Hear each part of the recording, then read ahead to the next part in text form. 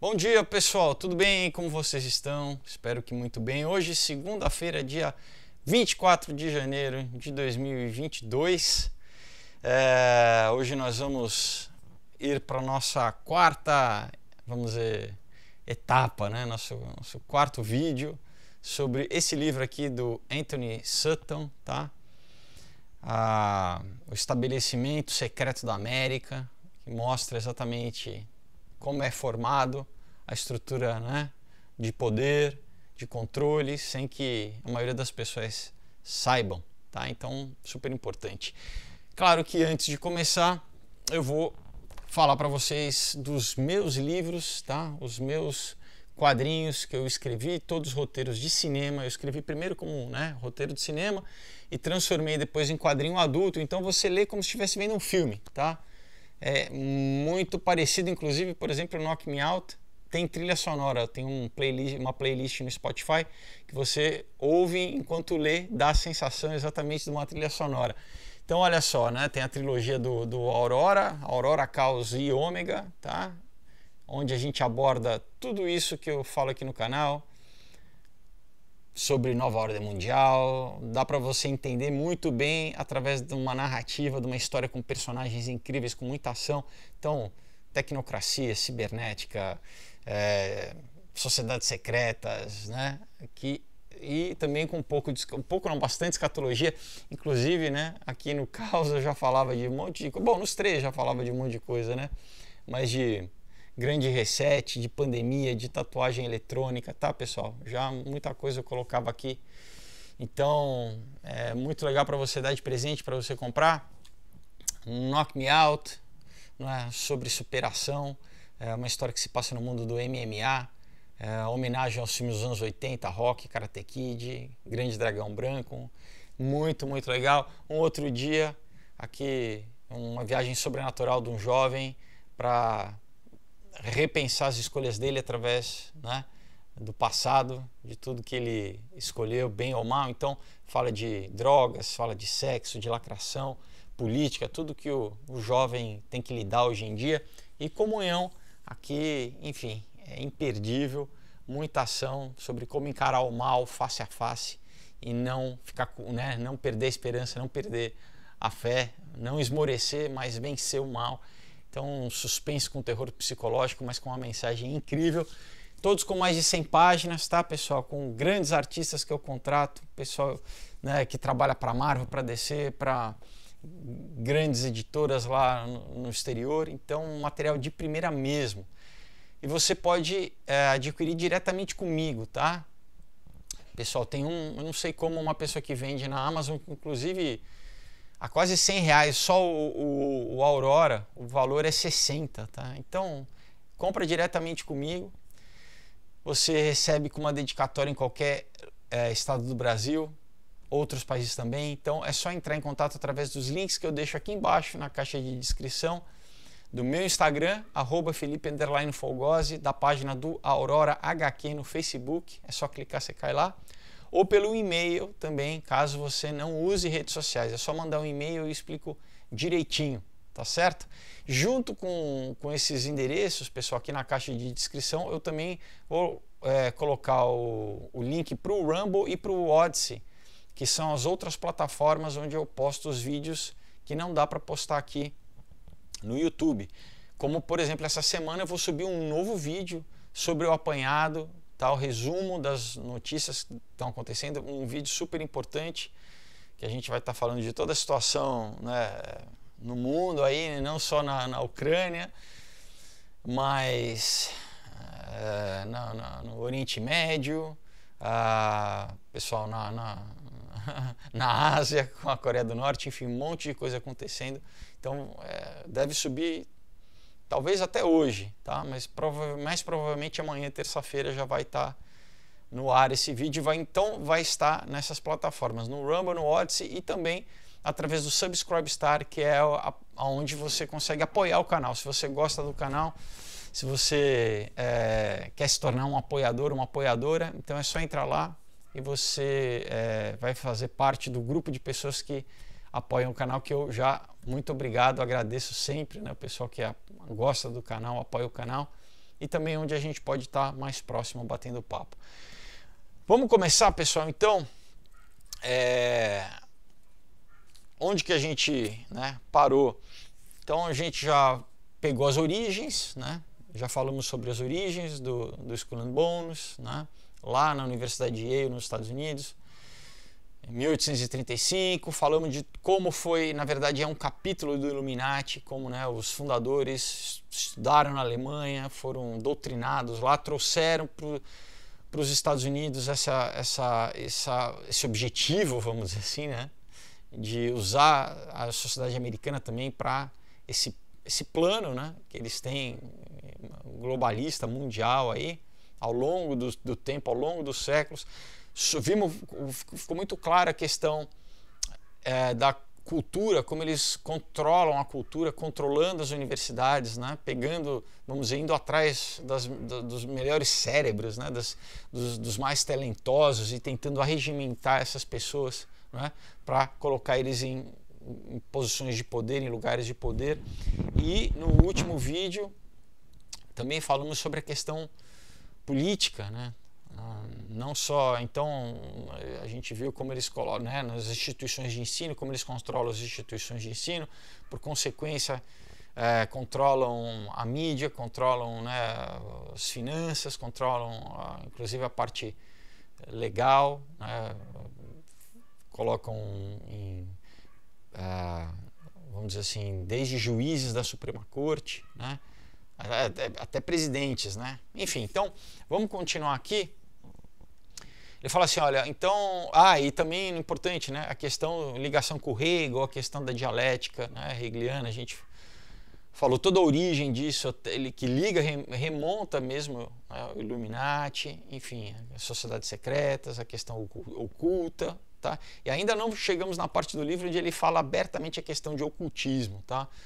Talvez hoje a gente consiga chegar nessa parte. Mas então olha aqui, né? Ele fala assim, então como que eles criaram veículos operacionais para a criação de conflito? Lembra que conflito é essencial para eles, para o quê? Sempre forçar a população a aceitar, né? Conduzir a população aonde eles querem conduzir. Então eles fazem isso o quê? Através de conflito, produzindo conflito. Então, diz assim, olha, vamos dizer, um pensamento universal, né, que eles tentam promover, né?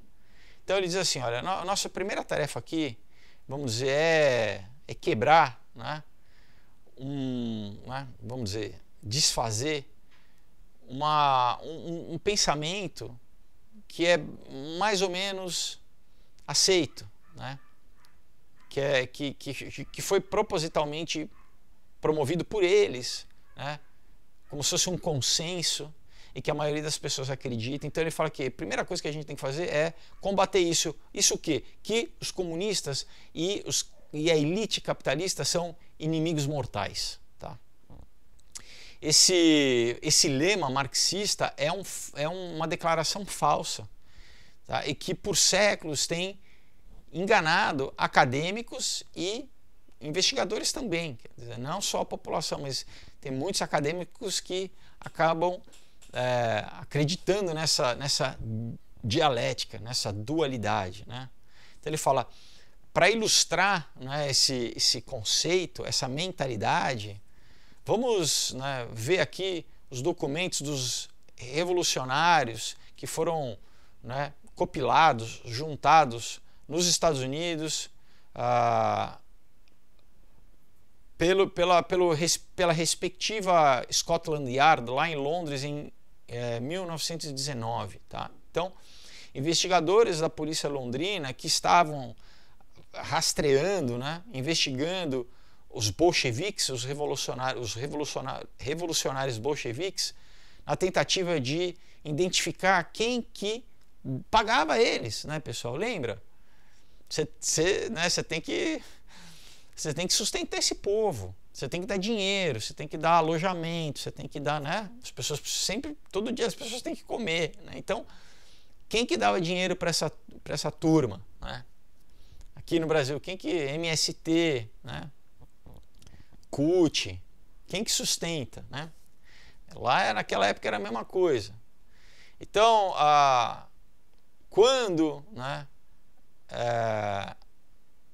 quando se tratava de homens, né, com longas barbas, né, e casacos compridos, né, a maioria dos departamentos de polícia, né, não tinha nenhum problema, porque eles se pareciam com revolucionários. Então, né, portanto, eles chegavam na conclusão que eles deveriam ser revolucionários. Mas, quando se tratava, né, de homens respeitáveis, de terno, né, banqueiros né, elegantes, então a Scotland Yard ela era incapaz, né, de, vamos dizer, pensar além dessa aparência e desse conceito, né, que acreditava que os banqueiros eram, né, o oposto dos revolucionários. Tá? Então, tem um trecho aqui, né, de uma desses documentos, vamos dizer, da Scotland Yard, dizia assim, Martins, né, o nome da pessoa, ele está muito, vamos dizer, aparecendo, né? Esse cara tá muito, vamos dizer, o nome dele está muito em voga, né? Parece que não há nenhuma dúvida entre a conexão com um banco chamado Guarantee Trust Company, quer dizer, né, a companhia garantia, vamos dizer.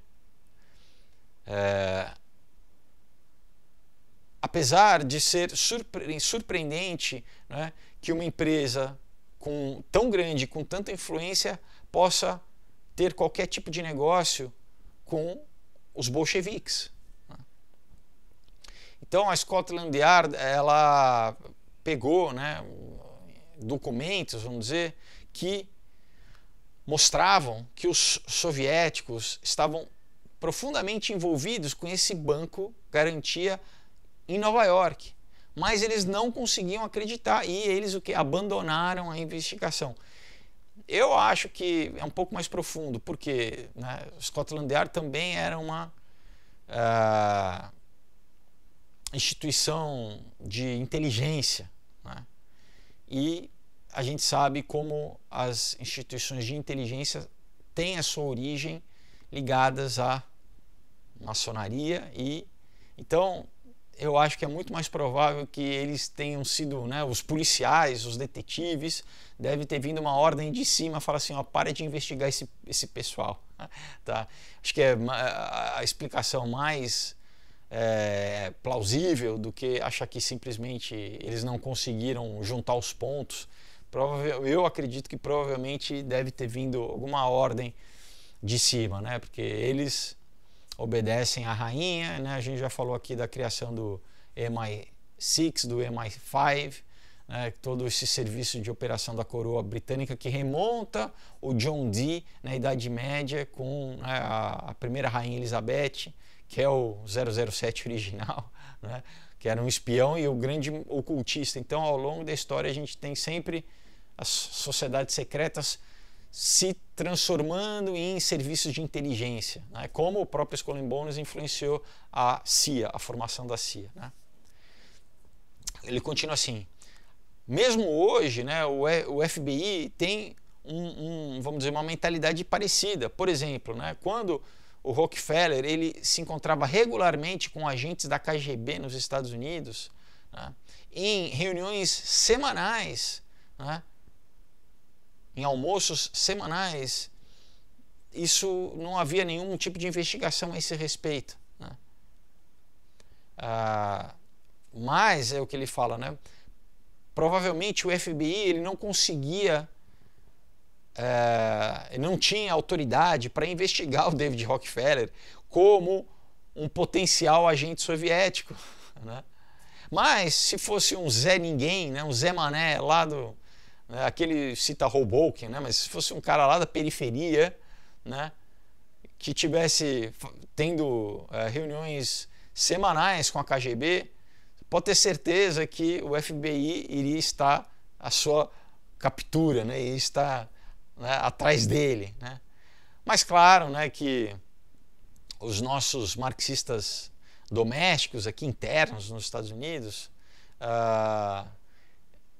eles acham que é inconcebível que um banqueiro capitalista possa apoiar o comunismo.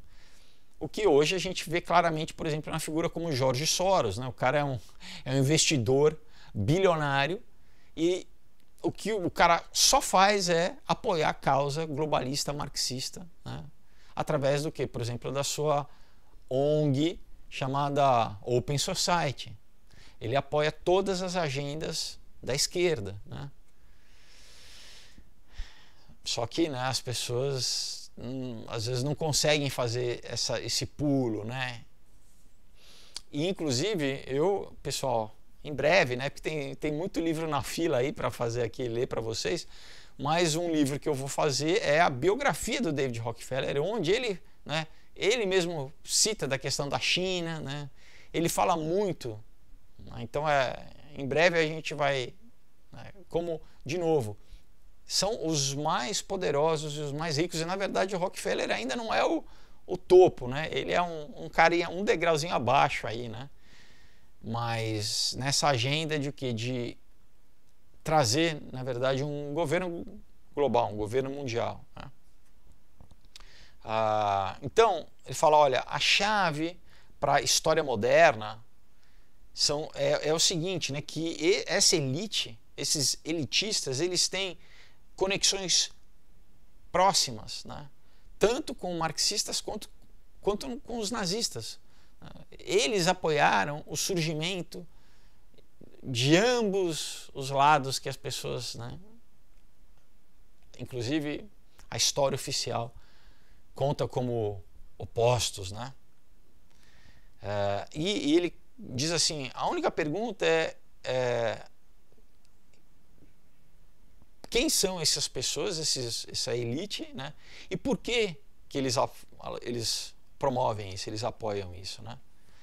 Então, a reação comum é rejeitar esses fatos, né? Mas, quando se começa a se investigar cada vez mais, fica claro, né? Não tem nenhuma dúvida. Então, no livro aqui ele fala, bom, o que a gente quer fazer é exatamente mostrar, né, apresentar esse conceito de que a história do mundo, se a gente for pegar um ponto, né, porque isso remonta à história, então você precisa pegar um ponto, ele fala que, então, claramente, por exemplo, se a gente pegar a Revolução Russa em 1917, reflete, né, esse conflito deliberadamente criado com o objetivo de trazer uma síntese, que é o quê? É a nova ordem mundial, tá? Essa síntese entre o comunismo e o capitalismo, né? Entre a direita e a esquerda, enfim. O que não é realmente a direita conservadora religiosa, né? Porque esse daí vai ser expurgada, né? Essas pessoas, no final, eles vão querer expurgar. Mas esse conceito, né, da direita, vamos dizer, principalmente economicamente falando, né?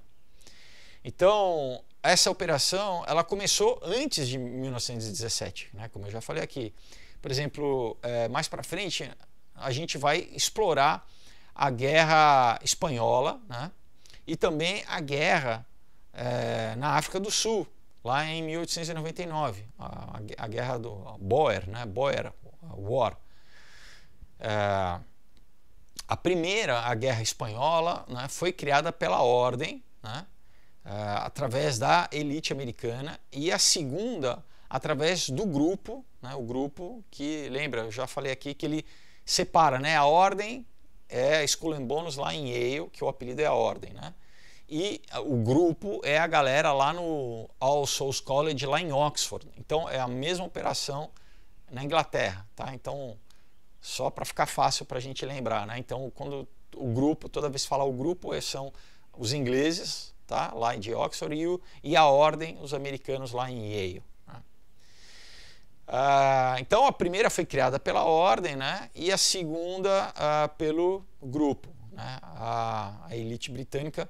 E, claro, né, eles meio que se ajudam, né? Isso também vai ficar mais claro quando eu ler para vocês aqui o livro do Carol Quigley, que é o estabelecimento anglo-americano, né? The Anglo-American Establishment.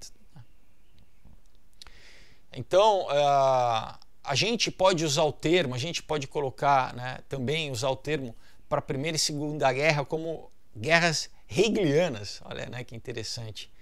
Mas isso ele fala, vamos deixar um pouco mais para frente, né? Aqui a gente está se limitando a falar sobre o surgimento do Hitler na Alemanha, né?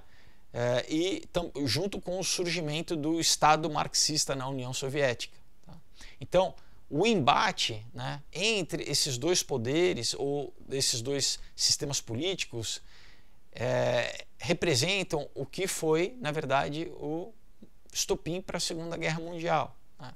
Então, pós Segunda Guerra Mundial, vamos dizer, o cenário político, geopolítico no mundo mudou. Então, depois de 1945, se tornou o que a gente passou a conhecer como Guerra Fria. Então, a União Soviética num lado contra os Estados Unidos, né, e os países, por exemplo, da OTAN no outro lado. Né? Então, essa primeira dialética, né, ela entrou em combate, né, e fez o quê? Fez com que surgisse as Nações Unidas. Tá? Então, olha, o objetivo foi alcançado. Né?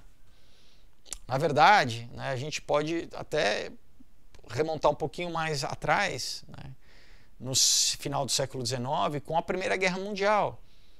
Então, vamos dizer, a transição completa, né, vamos dizer, do remanejamento geopolítico no mundo, né, de colônias, dos países que dos territórios que eram, na verdade, colônias, que depois, a partir da Primeira Guerra, passaram a ser repúblicas, né? Algumas democracias, outras ditaduras, mas enfim, essa transição do final da monarquia, apesar, né, da monarquia inglesa continuar dominando, né, através do Commonwealth, grandes partes do mundo. Mas, então, o que? Primeira Guerra Mundial já surge Liga das Nações, né? De novo. Então, a gente tem um baita do conflito, a gente consegue criar a Liga das Nações, mas ainda não era suficiente, você ainda precisava avançar mais. Então, Segunda Guerra, final do conflito, você chega numa síntese que é a ONU, né? As Nações Unidas. Então, né, a criação das Nações Unidas, vamos dizer, é claramente, né, um passo, né, para a implementação do governo global, do governo mundial. Né? E o segundo, vamos dizer, embate dialético conduziu também à Comissão Trilateral, né, que basicamente são grupos regionais, né, com esforços um pouco mais sutis para, vamos dizer, juntar em alianças estratégicas os Estados Unidos e a União Soviética. Como se você, né, a gente estudar a criação da Comissão Trilateral, que inclusive o David Rockefeller é um dos criadores, junto com o Harry Kissinger, o Zbigniew Brzezinski, tudo isso é o quê? É para, inclusive, fazer essa transição também com a China, né? Já industrializar a China, é o que, como no livro, né, do Zbigniew Brzezinski, é um tabuleiro de xadrez, né, pessoal? Eles vão pensando os movimentos que a gente tem que ir fazendo para, no fundo, chegar no objetivo final, que é um governo global, né? Vamos continuar aqui. Bom, aqui eles têm um diagraminha bacana, né? Enfim, só mostrando como, né, as dialéticas, a implementação das coisas, né? Que é então, né, começa com a ordem, daí a tese, que é a Rússia marxista, né? E aí, ele pega alguns exemplos de banqueiros, né, que deram dinheiro. Então, o banco garantia lá, né, os Brown Brothers e o Harriman, né, e o Ruscombank, tá, que foi criado na Rússia com o dinheiro de Wall Street, e a antítese é a Alemanha, que também teve dinheiro do Banco Garantia, e o Union Bank Corporation, também, né, do Herman, que enfim, né, eu já falei aqui, né, também, além dessa que ele cita aqui, do Trotsky saindo de Nova York com dinheiro do Adam Schiff, você teve Lenin saindo da Alemanha com banco, né, com dinheiro dos banqueiros alemães, Rothschild. E aí, né, você tem o conflito, né, a Segunda Guerra, e aí você tem a síntese, que é esse pós-guerra com as Nações Unidas surgindo, né, para controlar o mundo. Então, olha aqui, né? De fato, na verdade, os soviéticos, eles expropriaram concessões, né, que foram dadas pelos banqueiros americanos, expropriaram, né, para o governo soviético, incluindo, né, o banco, né, o que eu falei, o Hermans, e claro que sem nenhum reembolso, tá? Por exemplo, como acabou de acontecer lá no Afeganistão, né, dos Estados Unidos abandonarem 80 bilhões de dólares em maquinário, né, e sair correndo e abandonar, deixar. Por quê? Obviamente, né, pessoal, isso é claramente uma estratégia geopolítica. Você, né, não precisou explicar para o Congresso, para a população americana, como que você vai fornecer, criar um exército basicamente naquela região, né? Municiar, enfim. A gente tem que, né, lembrar que o Mujahideen foi feito pela CIA, né, nos anos 80 para combater a União Soviética. Então tem toda uma narrativa aí, pessoal, que, de novo, né, a televisão, o jornal não fala. Então o Herman, ele foi também, né, perdeu, vamos dizer, para os soviéticos, né, a sua concessão de manganês na Geórgia, né, de minas de manganês, e também foi persuadido a comprar 3 milhões de dólares na época, imagina isso, em títulos soviéticos, né, que não valiam nada, né? Então, basicamente, mais uma forma de, vamos dizer, justificar, né, enviar 3 milhões de dólares na época, né, 1920, como compensação. Tá? Então, essa compensação soviética, na verdade, colocou o Herman, né, esse banqueiro, na posição de ter sido o primeiro, vamos dizer, cara que deu dinheiro, né, assim, que deu empréstimo, né, o primeiro cara que deu empréstimo para a Rússia, tá?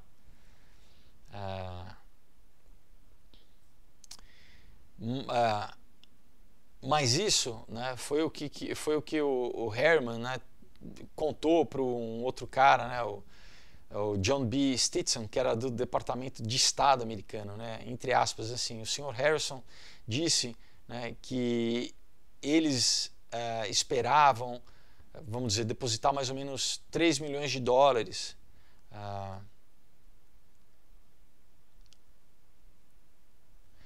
o que ele significava, por exemplo, que seria uma transação completamente meticulosa, né, e que ia né, responder a qualquer exigência de prova do governo, né, do que essa operação ela não era, na verdade, um grande cambalacho, né.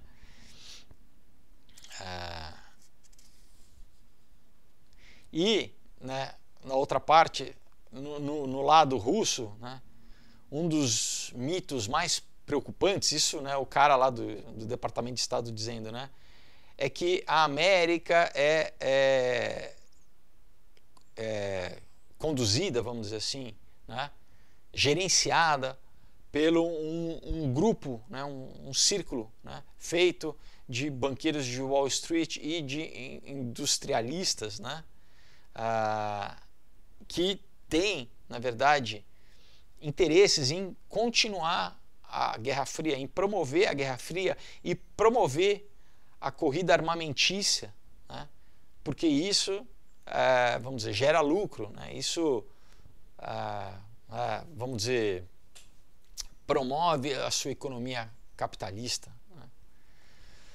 O que é verdade, né, pessoal? Eu já falei aqui para vocês com, por exemplo, o presidente Eisenhower, né, que foi general, né, que no seu discurso basicamente final da presidência, isso está no YouTube, vocês podem ver, ele fala contra exatamente essa estrutura de poder aqui, né?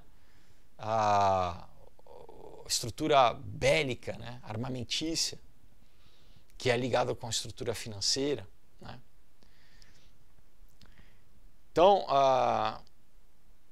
na biografia, né, do Harriman, isso sugere que, devido, vamos dizer, às suas décadas dentro, né, do sistema de poder, né, político americano, né, fica claro a dependência da União Soviética da tecnologia americana, né? Como basicamente os Estados Unidos, não só, né, às vezes a pessoa pode falar, teve o plano Marshall, né? Então, não, além da questão da reconstrução da Europa, né, do uso de dinheiro dos Estados Unidos, né, para ajudar aos países europeus e a Rússia, você teve transferência de tecnologia mesmo, tá? Então aqui, né, continua a dizer assim, que a União Soviética só conseguiu fazer progresso econômico com a ajuda da tecnologia ocidental, vamos dizer assim, né?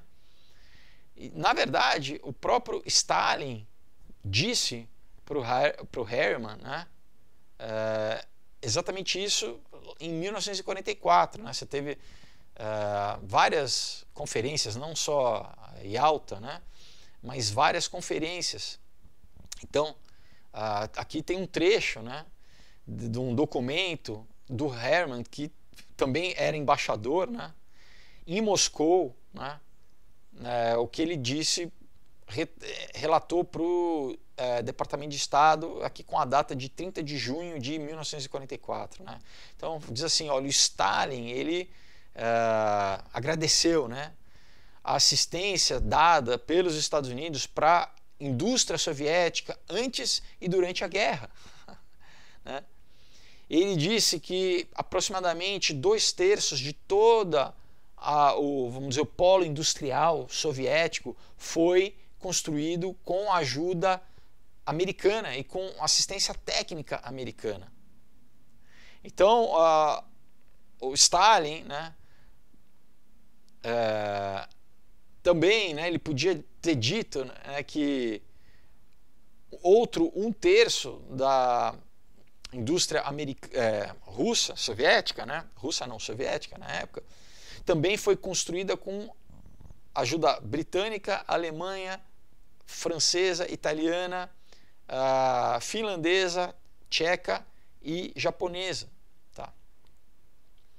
Então, pessoal, às vezes a gente aprende a história na escola ou, né, agora na internet e tem muitos chavões, assim, não, parece muito simples. É muito mais, pessoal, muito mais, vamos dizer, detalhado, né? E tem muito mais coisa por dentro do que a gente sabe, do que a gente imagina, tá? Então, em resumo, né, o Harriman, ele sabia, né, com antecedência, né, antes de 1944, que no mínimo o Ocidente tinha construído a União Soviética.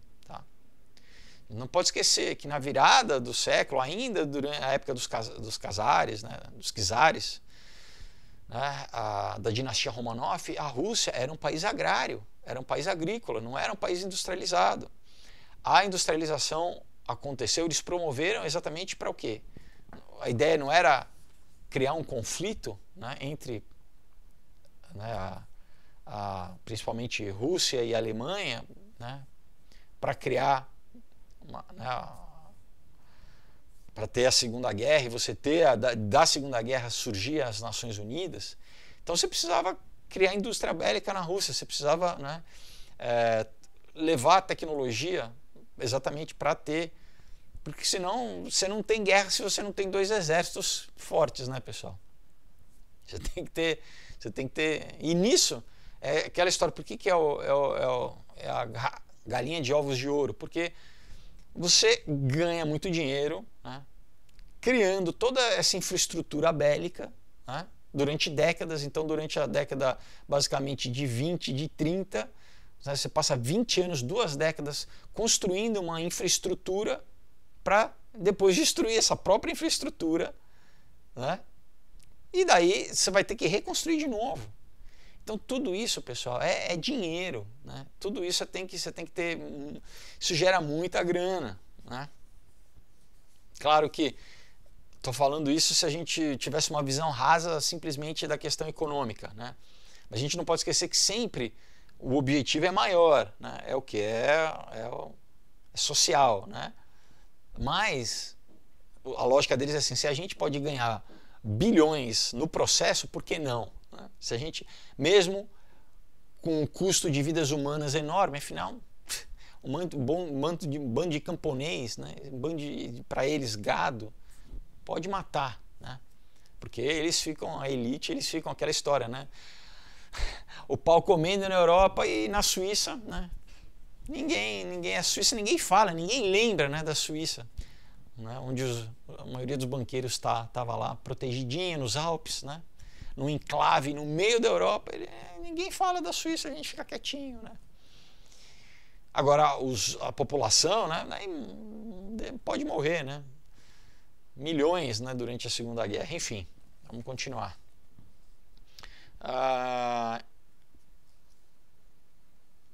Então, examinando, né, a biografia oficial do Hermann, né, a gente também encontra o que? A sua ligação com a OTAN, né, com a criação do Tratado do Atlântico Norte, né, da mesma forma que você tinha o Pacto de Varsóvia da União Soviética. Então você tinha de novo dialéticas, né, pessoal? Além disso, né, a Agência de Segurança Mútua, né, ligação dele também com o Departamento de Estado, com a política internacional e por aí vai, né? Então, em todas essas posições de poder onde, né, o Hermann estava envolvido, ele ativamente, vamos dizer, queria promover essa construção, né, militar americana, né?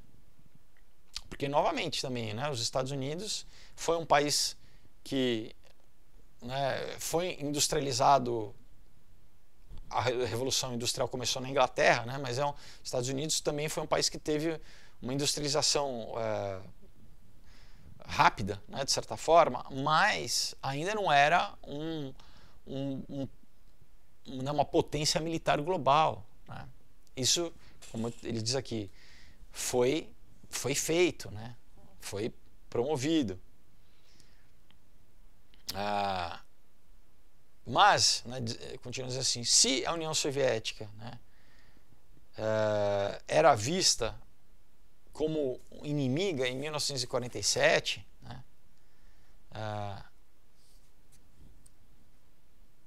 desculpa. Então, mas fala assim, olha, se a União Soviética, né, não fosse vista como inimiga, nós, né, ele falando dos Estados Unidos, não precisaríamos construir, né, essa enorme estrutura de defesa. Então, você precisa ter sempre um inimigo, um vilão, para o que? Justificar perante a população, quando a população vê, né, quando é passado dentro do Congresso, né, os custos nacionais, né, o que vai ser usado, né, no orçamento, da União, né? Então, por exemplo, bilhões e bilhões para o programa, né, de defesa tal, entendeu? Então, muitas vezes você tem que ter uma justificação. E qual que é? Né? Você precisa ter um que eles falam strawman, né? Você precisa ter um espantalho, você precisa ter um inimigo, né? E ao longo, principalmente durante os governos democratas, né? Não que os republicanos não façam isso, porque, né, em muitos, como a gente já falou aqui, né, nos outros vídeos, né, muitos dos presidentes democratas ou republicanos são skull and bones, né? Você precisa criar uma guerra, exatamente. E muitas vezes, né, como a gente está vendo a questão agora também, né, que eu vou falar no vídeo sobre a Ucrânia, né, não que não esteja havendo a questão, né, da aliança da Rússia né, com o Irã e tudo isso que eu vou falar no outro vídeo, mas num governo, né, fracassado como é o do Biden agora, que tem uma eleição, né, eles falam midterms agora, que vai ser esse ano, onde basicamente vão decidir quem que fica quem controla tanto o Senado quanto o Congresso. Eles já estão falando, olha, uma forma fácil da gente levantar, né, o approving, né, vamos dizer, a aprovação do eleitor, né, de qualquer presidente, é o que a gente se envolver em qualquer conflito. Por quê? Porque a questão nacionalista, né, do povo americano vai querer apoiar o governo automaticamente, né?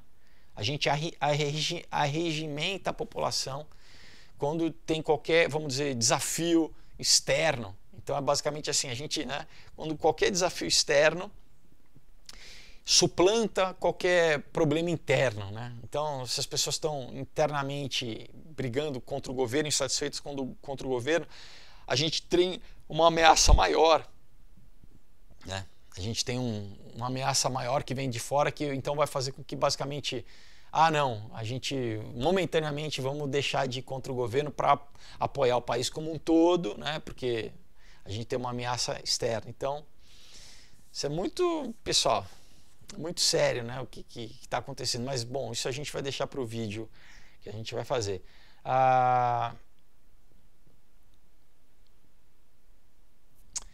Então, ele, né, mais para frente diz assim, o Harriman, né, ele tem sido visto, né, como, vamos dizer, na liderança, né, desse clamor, né, para mais trocas comerciais com a União Soviética, isso na época, né?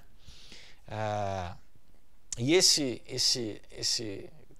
trade, né, esse comércio, na verdade era um veículo, uma forma, né, de promover essa transferência de tecnologia. Então, em outras palavras, né, o Harriman, ele ao tempo inteiro ele estava promovendo, né, políticas contrárias simultaneamente. Ao mesmo tempo, o mesmo cara estava promovendo políticas que, se você, né, sentar e estudar, elas se contradizem. Então você fala, mas peraí, como que o cara está promovendo as duas coisas ao mesmo tempo, né? Que é o que exatamente essa construção, né, do poder militar soviético através da exportação da tecnologia americana, e, né, a outra política é criar nos Estados Unidos, né, um poder militar contra, né, para se defender do poder militar soviético. Daí você fala, peraí, não faz sentido se a gente não olhar com a visão da dialética hegeliana, que aí faz todo sentido. Você cria a oposição, você cria o conflito, né? Você tem que criar o conflito. Então, se só tem um lado do conflito, né, é bamba, né? Imagina, você tem, né, você precisa ter os dois. Se não, só tem um país forte, né, não vai ter, né, não vai ter conflito. Você precisa ter o outro, né, e claro, né, usar isso politicamente ao longo dos anos, né?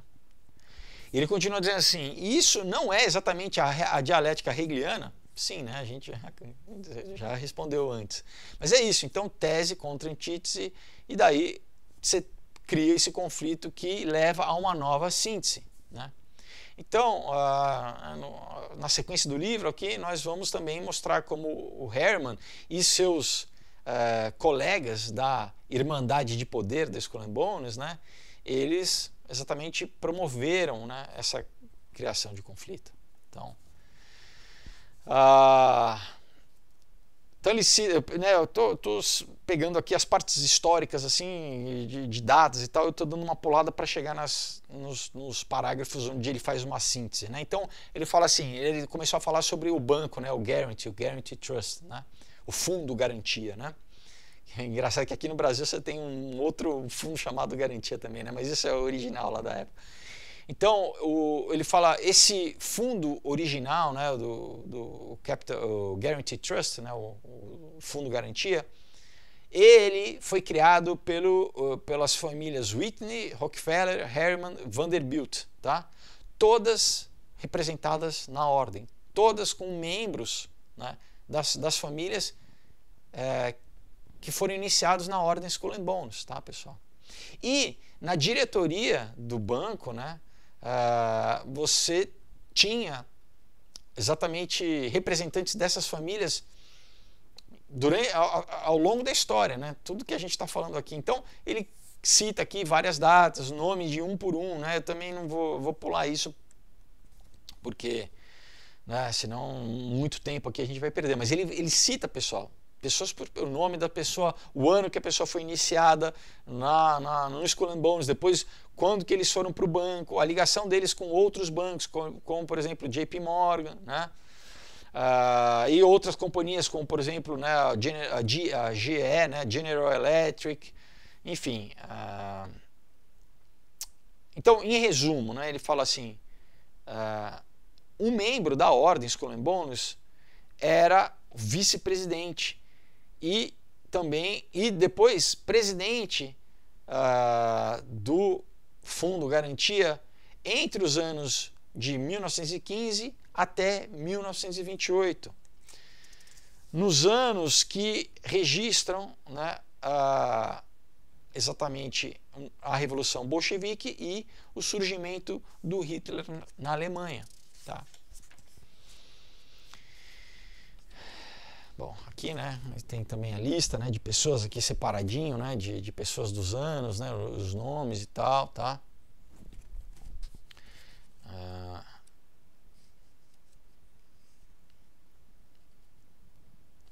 Então, aqui eles assim, a ordem cria a União Soviética, né? Aí é muito legal porque eu fico imaginando as pessoas que nunca ouviram falar disso, né, que falam, mas peraí, né, os banqueiros americanos patrocinaram a Revolução Russa? Então,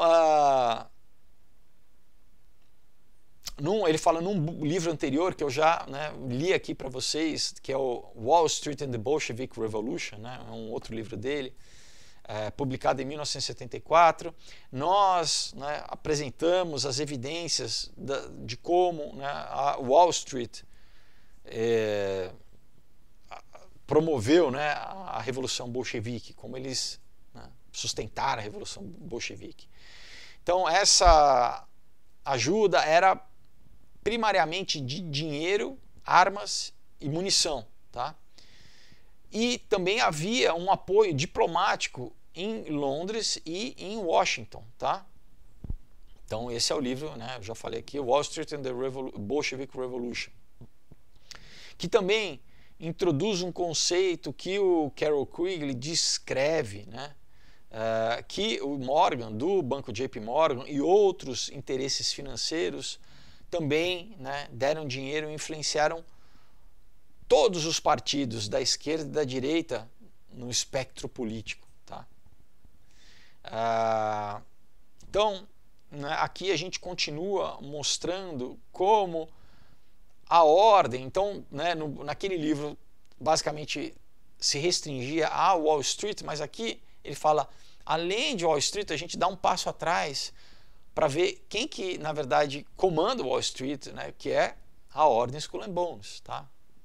Então, naquele livro, basicamente, ele fala da questão financeira, né, dos bancos, mas a gente, então ele fala, aqui a gente tem que mostrar quem vem antes, porque você pode fazer uma leitura também ainda, vamos dizer, superficial, se achar que são só os banqueiros, mas são só banqueiros ou da onde que esses banqueiros vêm?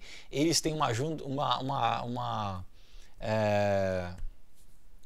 uma ideia em comum, né? Eles têm uma agenda em comum?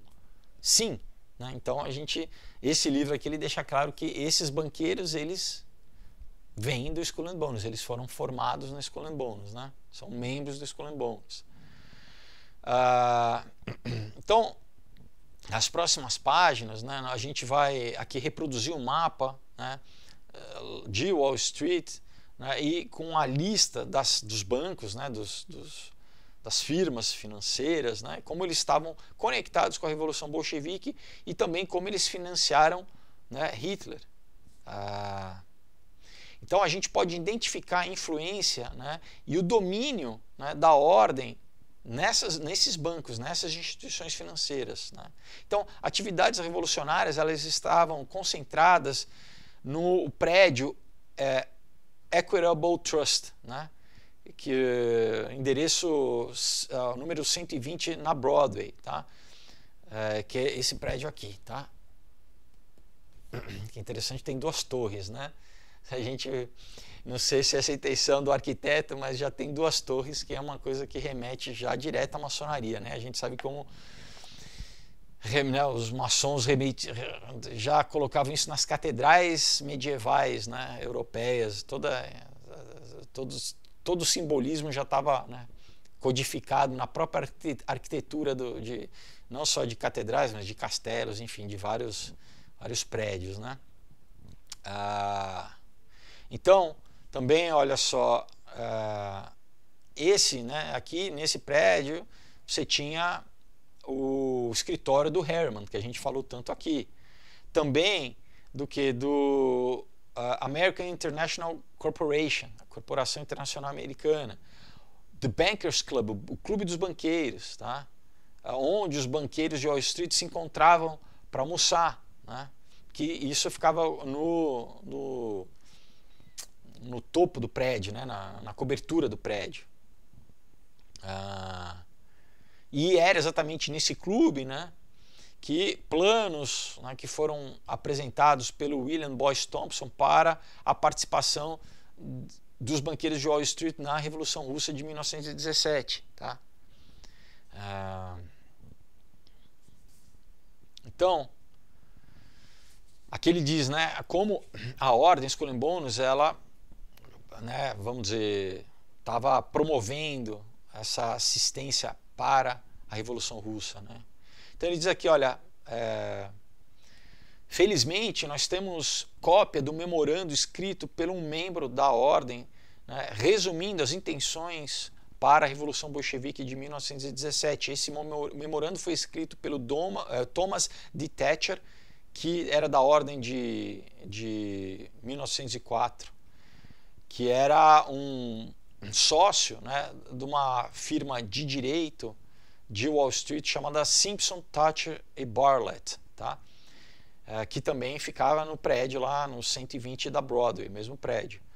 E hoje, né, essa firma, esse escritório de direito é conhecido como, que na verdade se mudou, né, tá no Battery Plaza, era, vamos dizer, o maior escritório de assessoria jurídica em Wall Street, né? E tinha inclusive, né, um ex-secretário de Estado americano chamado Cyrus Vance, que fazia parte da sociedade Screw and Key, né, que era a irmãzinha menor do Skull and Bones, como sócio, tá? Você vê o nível de poder, né? Então esse memorando do Thatcher não somente ele pede, vamos dizer,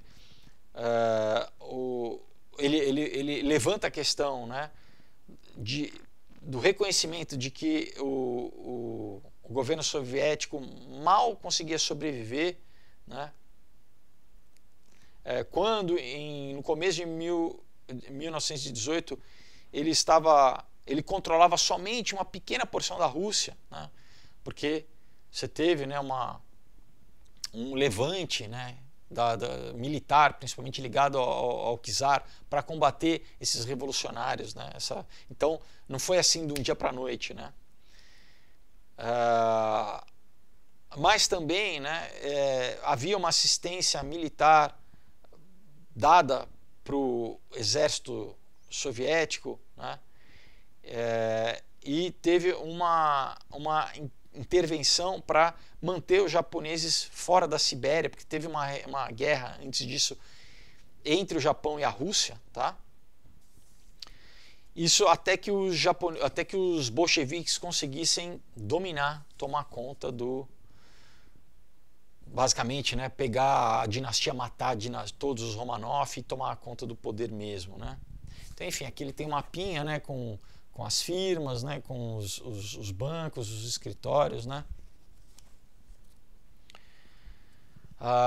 E aí ele vai citar aqui parte desse memorando, né, desse documento do Thatcher, né? Então, entre aspas, dizendo assim, olha, antes de tudo, né, os aliados devem desencorajar uma intervenção japonesa na Sibéria. Tá? Em segundo lugar, uma completa assistência deve ser dada ao governo soviético e os seus esforços de organizar um exército revolucionário voluntário. Né?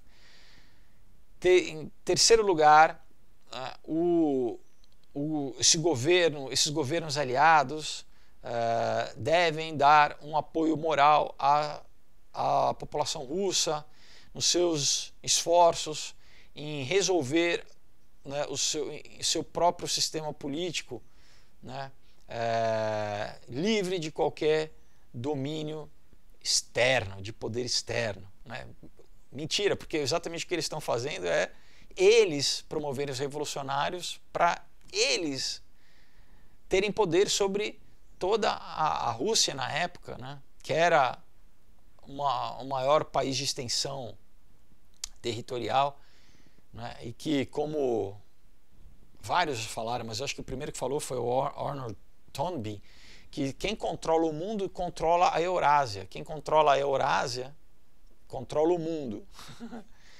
Então, sempre foi isso, né? Foi o quê? Esses banqueiros, tanto na Alemanha quanto nos Estados Unidos, todos ligados a Skull and Bones e, portanto, ligados a Illuminati, já vendo que o quê?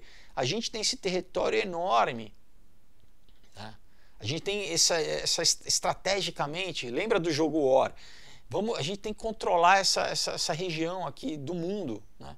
Tanto para a comida, como, né, a época era o celeiro do mundo, era a Rússia, né, produção de grãos, mas estrategicamente, né? Então, a gente promove o quê? Promove um golpe, a gente derruba a dinastia, a gente desestabiliza o governo e a gente coloca um pau-mandado nosso, né?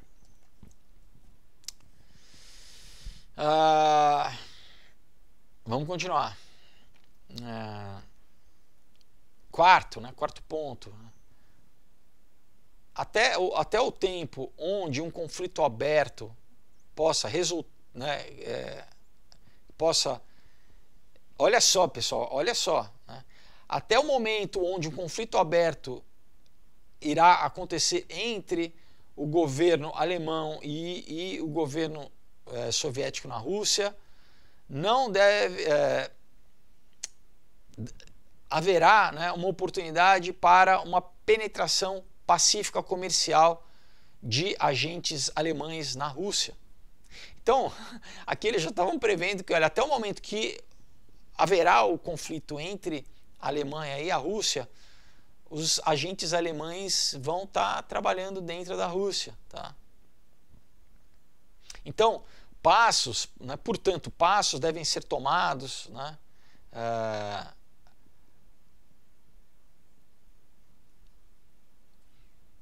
para impedir, né, o máximo possível o transporte de materiais, né, entre a Rússia e a Alemanha quando, né, houver esse momento do conflito.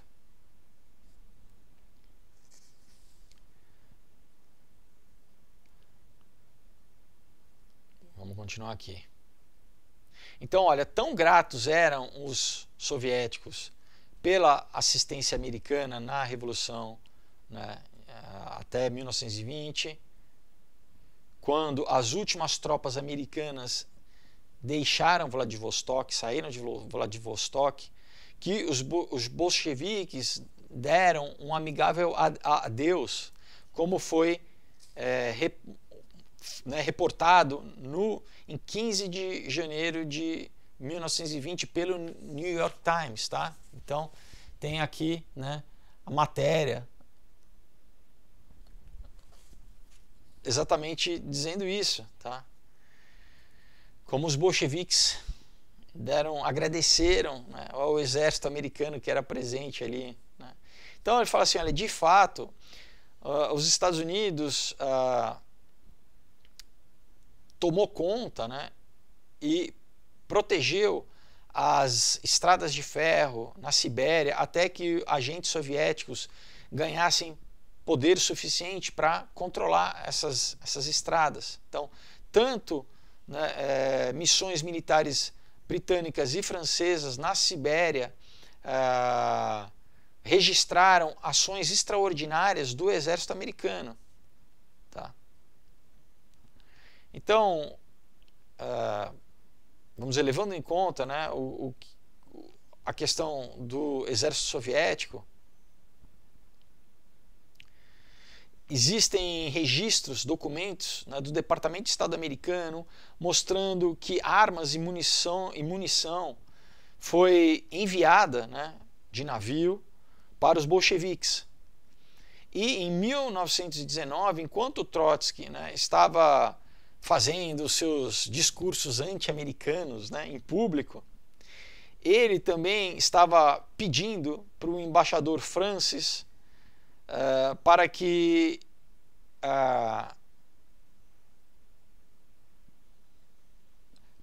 times de instrutores americanos militares treinassem o novo exército soviético. Tá. Então, publicamente, né, para despistar, para não ter, né, entendeu? Para a gente construir a narrativa, ele o quê? Né, contra os americanos, os imperialistas, mas por trás ele, né, já tinha recebido dinheiro de Wall Street através do Jacob Schiff e, né, como ele fala aqui, pedindo para o embaixador Francis para que o exército americano treinasse as tropas, né, formasse um exército, porque era um bando de camponês, né, treinar um exército soviético. E aqui também, olha, como a ordem Skull and Bones, ela promoveu o crescimento do comunismo dentro dos Estados Unidos, tá? Então, de qualquer forma, ele fala assim, olha, foi em Washington e em Londres, né, que a ordem, junto com o grupo, né, realmente ajudaram os soviéticos. Tá? A ordem, né, ela não somente conseguiu prevenir qualquer ação militar contra os bolcheviques, né, mas também, né, nessas águas políticas, vamos dizer, turvas, né, essa confusão política aí, eles deram uma ajuda vital, né, de alimentos e de materiais, tá? E no final das contas de empréstimos, de dinheiro mesmo, tá? Que foram dos Estados Unidos para os soviéticos, mesmo com um banimento legal, vamos dizer assim, pelo Congresso, né? Então é o que a gente já fala que o tal do Deep State existe há muito tempo, né? Então, apesar de você ter política, né, e para a população, nos jornais, não, são os nossos inimigos, né? Eles estavam municiando, dando alimento, né, treinando, tá? O quê? Porque vai ser o nosso cara. Né? A gente vai ter controle, e a gente precisa criar esse exército, a gente precisa levantar, né, esse país aí. Por quê? Porque a gente precisa ter uma guerra em breve. Por quê? Porque dessa guerra vai sair um organismo de controle global. É essa, entendeu, pessoal? A gente tem que entender qual que é a lógica dos caras, né? Então ele fala, os próximos documentos, eles ilustram como os membros da Ordem Skull and Bones, eles foram capazes de encorajar as ambições soviéticas nos Estados Unidos, né?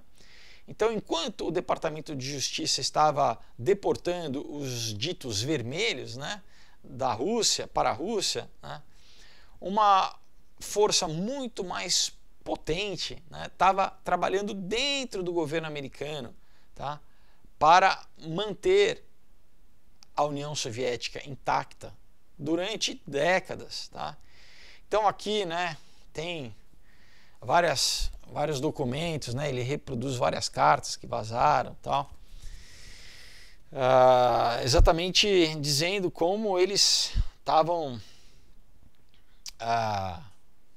por exemplo, né, então a gente vai criar uma comissão aqui, né, contra as agendas, a infiltração soviética nos Estados Unidos, ou dentro da cultura, dentro de Hollywood, né? E aí, muitas vezes, numa comissão dessa, você tinha um político, um senador, ou um congressista que ia ser... A gente é como mais ou menos aqui no Brasil, pessoal. Que ia ser o quê? Ia ser o diretor dessa comissão, né? Ia ser o representante dessa comissão, o presidente dessa comissão, né? Como se fosse uma CPI. Né? Então, o presidente da CPI, só que era o cara deles, tá? E que ia só fazer o teatrinho, ia fazer o showzinho, né? Não. Mas no fundo, o papel do cara ali era embarrear o negócio, né? Tá? Então, pessoal, inclusive você tem muitos filmes, né? Já não é novo, né? Como você tinha, né, os agentes infiltrados. Uma vez ou outra você precisava para o público, para a opinião pública, expor isso, né? E que não pegamos e tal, o cara é extraditado e tal, só para, né, você continuar promovendo a narrativa do nós contra eles, né? Um espião foi encontrado. Tudo isso propositalmente feito, né? Deliberadamente feito. Então aqui, né, tem, né, os xerox de faxes, né, de comitês que foram feitos e tal, que tudo isso é o que? É para inglês ver, né, para boi dormir. Né?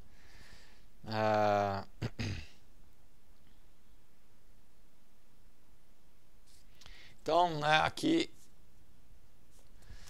mais um diagraminha, né, como a Ordem Skull and Bones controlava, né, vamos dizer, o desenvolvimento inicial da União Soviética. Né? Então a Ordem, as pessoas ligadas às indústrias e aos bancos, né, que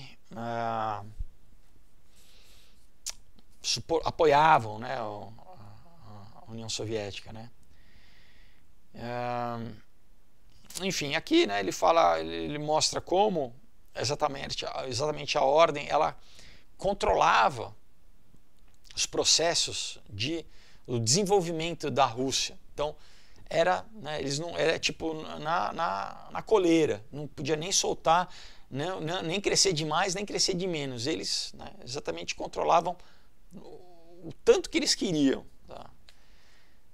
Então, olha, né, vou pegar um exemplo aqui. A primeira concessão internacional Bornstall, né, que foi assinada em outubro de 1921, teve uma sequência depois em setembro de 1922, com outros 2 acordos. Tá? Não há nenhuma dúvida, né, que o Bornstall trabalhou debaixo desses acordos, né, e o jornal Pravda, né, o jornal oficial soviético, né, que quer dizer verdade em russo, né, reportou que grupos, né, de trabalhadores de petróleo, né, de refinaria de petróleo, estavam trabalhando nos campos de petróleo, né, poucos meses antes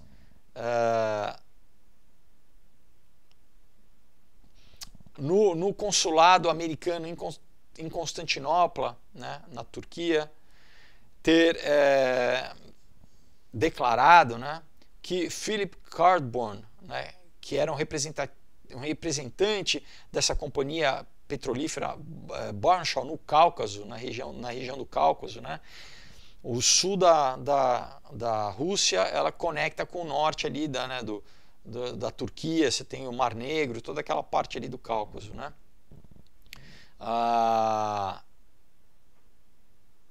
Ele passou por ali no seu caminho em direção à Rússia. Então, o Departamento de Estado americano, né, os arquivos do Departamento de Estado americano tem uma citação, vamos dizer, intrigante, né, de Rykov. Eu pulei toda essa parte falando das pessoas, tá, porque a gente ia perder muito tempo aqui. Mas, né, resumindo, isso de outubro de 1922, dizendo assim, entre aspas, né, um dos pontos comparativamente, vamos dizer, um dos prospectos, né, na Rússia é a sua indústria petrolífera, né? E isso é dado, na sua maior parte, pelo fato de inúmeros trabalhadores americanos terem sido trazidos para os campos de petróleo para implementar a operação. Então, pessoal, né, o que virou a indústria petrolífera russa, né, que até hoje controla geopoliticamente a questão, né, agora de gás natural, né, toda a gente vê como isso, como a Rússia está, vamos dizer, é uma carta na manga de controle de gás natural para a Europa, né, para a Alemanha, através dos oleodutos e tal, mas isso foi iniciado na década de 20 do século passado por trabalhadores americanos, eles que criaram uma indústria que não existia na Rússia, tá? Então, os soviéticos, eles adquiriram, né, capacidade de transporte e de mineração, né, para os seus depósitos de manganês através de intercâmbio estrangeiro, né? E isso acabou, vamos dizer, desfazendo a política externa americana concernente a empréstimos para a União Soviética, através de uma série de acordos comerciais pela companhia do Harriman e pelo Banco Garantia. Então, debaixo da concessão do acordo, né, do Harriman, 4 milhões de dólares foi gasto na mecanização dessas minas, tá? Para converter elas de uma operação manual, né, de mineiros manuais, simplesmente tipo com picareta, né, para uma operação mecânica, uma operação, né, com tecnologia, né. Uma fábrica, vamos dizer assim, né, de lavagem e redução foi construída. Isso tudo para minério, né? E depois um elevador, né, um elevador de carga, tá? Com uma capacidade de 2 milhões de toneladas, e um sistema de ferrovias foi construído junto com um aeroporto, tá? Uma pista aérea, né, para a transferência do manganês. Então, os caras construíram toda a infraestrutura. Então, tudo isso, todo esse gasto aproximadamente foi de 2 milhões, tá? Para esse sistema de ferrovia e 1 milhão para a mecanização das minas. Tá? E, né, o chairman, né, o presidente dessa companhia na Geórgia, né, que a Geórgia já estava fazendo parte da União Soviética, né, já tinha sido capturada, né, Geórgia, que fica ali no Cáucaso,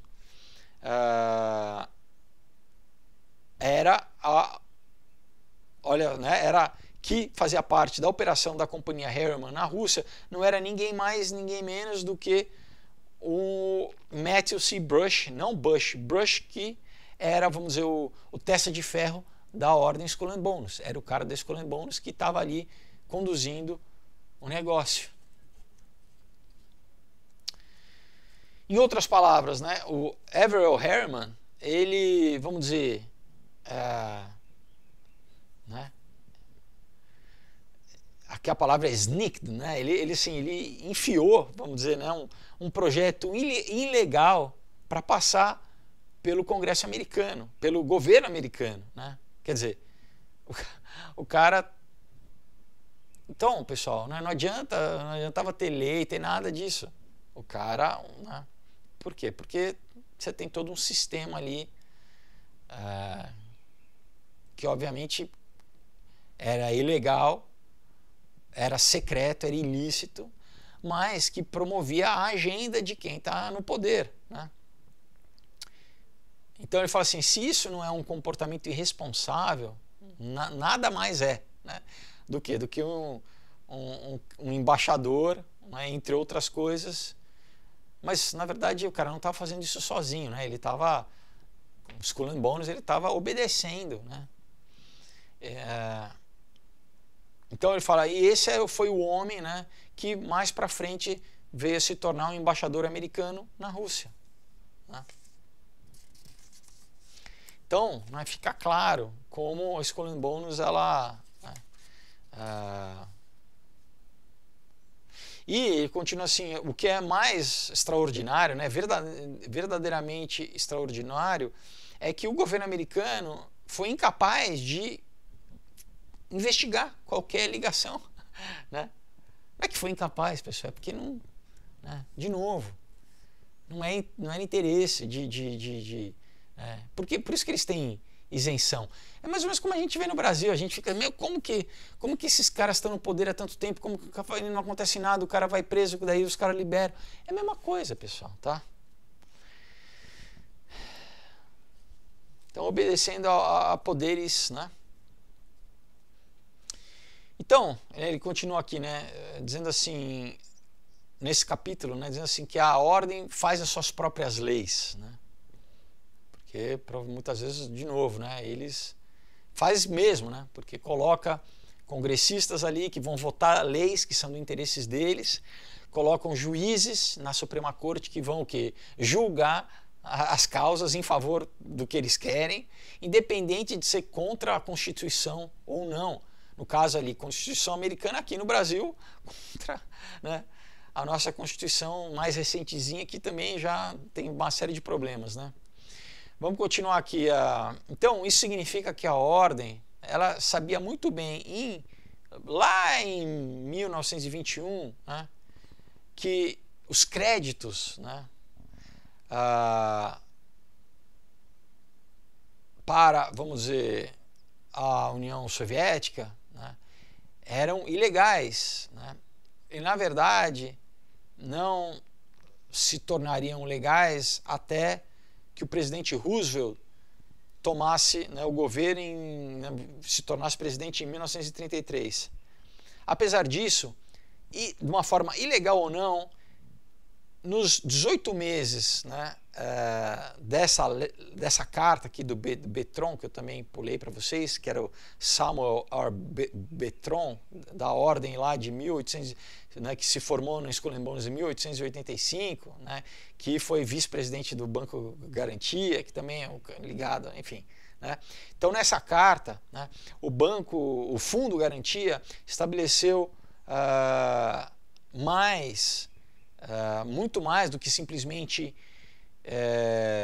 um trading com a Rússia, né, de crédito. Então, o Banco Garantia, ele fez um acordo bancário, né, junto com os soviéticos, né, e instalaram, né, um outro vice-presidente, né, do Banco Garantia, do Fundo Garantia, como diretor, né, da divisão, né, internacional, vamos dizer, de câmbio na União Soviética, no Ruscombank, no Banco Soviético, no banco formado pelos soviéticos. Então se tinha um cara, Skull and Bones, vice-presidente lá do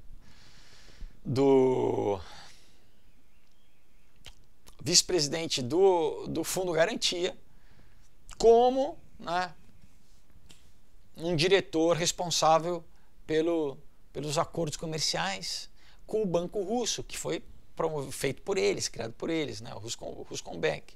Então, né, de novo, aqui resumindo, então enquanto o público americano, a população americana, né, estava sendo assegurada, né, pelo governo americano de que os soviéticos, né, eles eram né, assassinos e, né, são os nossos inimigos, tá? Enquanto os agentes comunistas, né, os vermelhos, estavam sendo deportados de volta para a Rússia pelo Departamento de Justiça, enquanto quase todos os políticos, né, estavam assegurando à população americana de que os Estados Unidos não deveriam ter nenhuma relação de nenhum tipo com os soviéticos, né? Enquanto essa muralha de mentira, essa montanha de mentira, né, estava sendo enfiada goela abaixo, né, para o público ingênuo, né, e crédulo, ignorante, né, por trás das cortinas, né, pessoal, por trás do pano, o banco garantia, o fundo garantia, na verdade, estava, né, conduzindo, gerenciando a sua divisão do Banco Soviético, né? Tá? Então, né, enquanto as tropas americanas, né, estavam sendo, vamos dizer, aplaudidas pelos revolucionários soviéticos por proteger a revolução, tá? De novo, foi o que? Uma tomada de poder. Então, né, lembra, eles como revolucionários, a gente sustenta os revolucionários, dá dinheiro para os revolucionários, treina os revolucionários. Mesmo assim, ainda eram, né, eles ainda não tinham conseguido tomar o poder, né? Você tinha o exército mesmo que era monarquista, né, ficou do lado do czar. Aí você teve inclusive tropas americanas que, né, como a gente leu aqui na Sibéria, né, protegeram, tomaram coisas estratégicas como, né, trens, né, como ferrovias, porque é onde você movimenta na época, né, você movimentava equipamento, comida, tudo, né, tudo eles controlavam as vias de escoamento, de distribuição de tudo, né, e eles então, como mostrou na matéria do New York Times, em Vladivostok, os bolcheviques ali agradecendo os militares americanos. Então, e mais o que? A gente cria uma narrativa para o público. Não, são os nossos inimigos, né? Então, a gente precisa passar aqui mais não sei quantos milhões aqui dentro do Congresso para, né? Estão controlando o país, né, pessoal? Mudou alguma coisa hoje? Nada, nada, pessoal. Mudaram as narrativas, né? A gente tem outras narrativas, né? Então, vamos fazer, né, como é? Um hospital de campanha, né? Ninguém viu, milhões gastos, é emergencial, não precisa, né, ser aprovado por ninguém, né, não precisa passar pelo Congresso, nada. Vamos comprar não sei quanto aí de ventilador, né? De quem? Da China, né? Tudo superfaturado, né? Tudo abandonado, quem que usou, enfim. Então, então ele continua dizendo assim, então, por isso, caros leitores, né, caros leitores, é por essa razão que os governos, eles precisam de censura, né? Por isso que eles, né, quem que está clamando censura agora? Quem que é o candidato que está falando agora, né, nas nossas eleições aqui no Brasil, que já falou e já falava que se tomar o poder vai controlar não só a imprensa, vai controlar a internet. Quem, companheiro? Né? Então, é por isso que mesmo 50 anos depois de alguns desses eventos, né, relatados aqui no livro, é quase impossível para pesquisadores independentes, né, conseguirem documentos chaves, que esses documentos sejam desclassificados, no sentido de, em inglês é classified, né, são documentos sigilosos, né, fazer com que esses documentos sejam, vamos dizer, abertos ao público e sejam divulgados publicamente. Tá?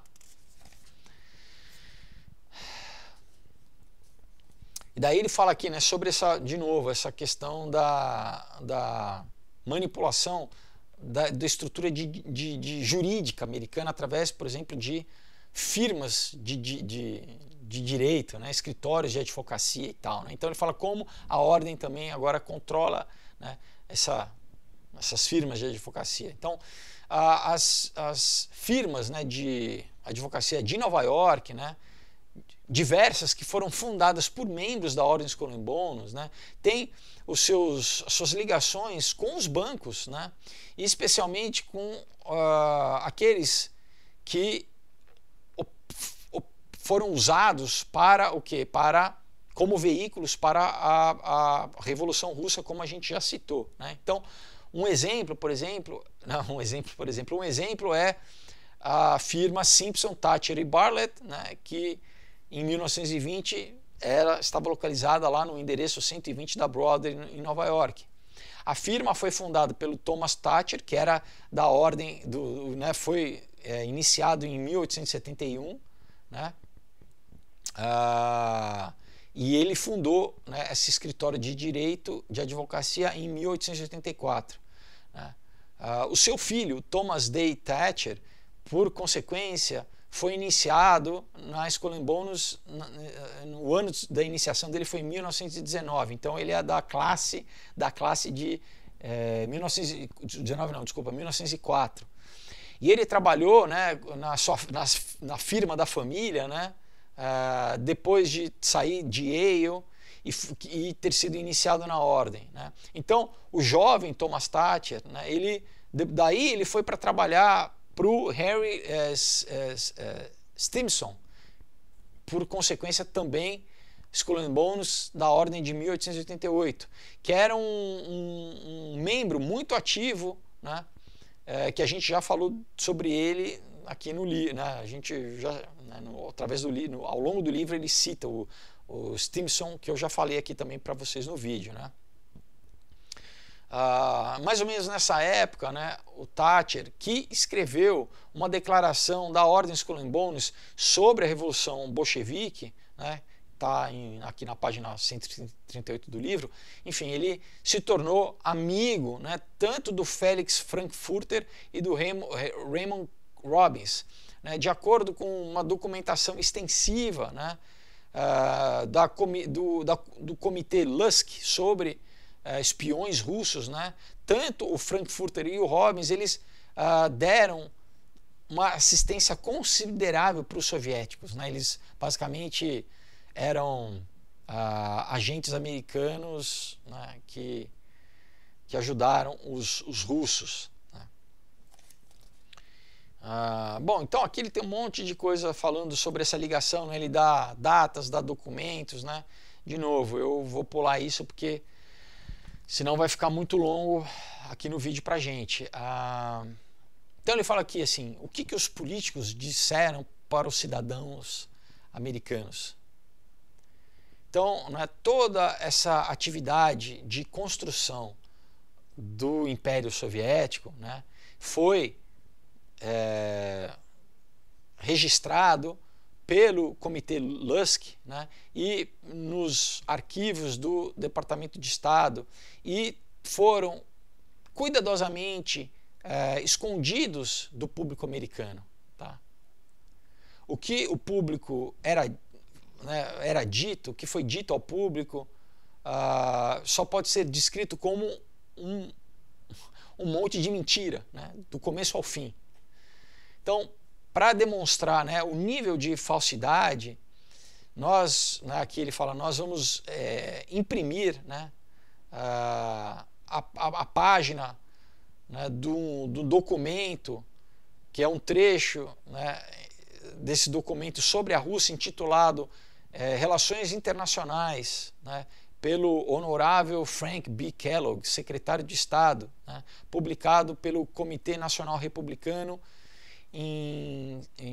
no boletim número 5 em 1928. Tá? Então, entre as falsidades promovidas pelo secretário Kellogg, né, lê-se a seguinte, entre aspas: o governo dos Estados Unidos tem mantido uma posição que pode ser ao mesmo tempo fútil ou tola em entrar em relacionamento com o governo soviético. De fato, né, era a primeira vez que os Estados Unidos, com uma aprovação implícita do governo, estava se envolvendo no planejamento do primeiro plano de 5 anos na Rússia. Tá? Então o que eram esses planos? Na União Soviética, né, primeiro o Lenin, depois o Stalin, eles tinham esses planos a cada 5 anos. Tá? Tinham o salto do futuro, eles tinham esses planos assim de saltos, né, educacionais, industriais. Tá? Então, o que? Fala aqui que o governo americano, na verdade, ajudou, né? Sem o povo saber, né, o governo, usando o imposto, o dinheiro dos americanos, ajudou a o quê? Construir a infraestrutura para o primeiro salto, né? Dos 5 anos russos, né? Então esse planejamento foi ativado por firmas, empresas americanas, tá? Então a construção da dialética, vamos dizer, do braço soviético, dessa dialética, continuou através da década de 30 até a Segunda Guerra Mundial. Em 1941, o Harriman, né, ele foi denominado como um administrador